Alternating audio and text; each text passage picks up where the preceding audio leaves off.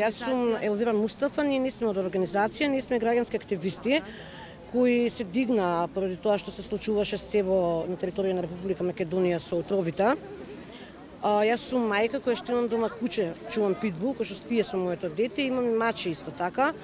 Отровот што го ставија луѓето, нели само за да ги затворат мелениците на улица што се, предизвика многу големи штети. Неофицијално дознавме дека тој отров се имаат отровено и луѓе во Битола и луѓе во Скопје, да.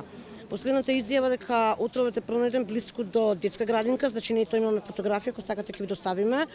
Значи имаме извештаи од мајки кои што се шетаат со децата по паркови, кои што може да посведочат дека таму има најдено отрови. Тоа е се сликано, имаме евиденција, така да пуштам протестот, ако сакате ќе размениме контакти и ќе ви дадам дополнителни информации. Што барате вие од надлежните?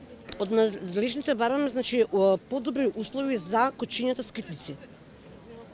Исто така бараме да има стерилизација на кучињата, да не се купуваат, многу се купуваат кучиња, значи нека почнат се вдомуваат кучињата и бараме подобри услови за во Вардариште и да го ослободиме ротвајлерот кој што е невино затворен во Вардариште. Да. Од друга страна прочитавме нели забрана за продажба на отрови? Да, забрана за продажба на отрови, да, тоа е многу најважно.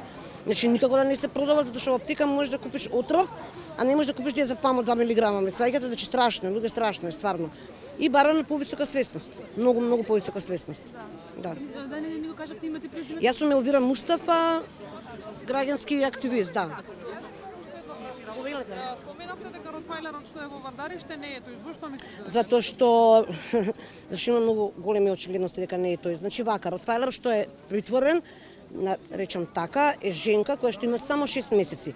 Ротвајлерот кој што нападна е машко, кој што е спремено за борби и кој што се знае во чија надлежност е, значи се знае името на човекот, на газата на ротвајлерот.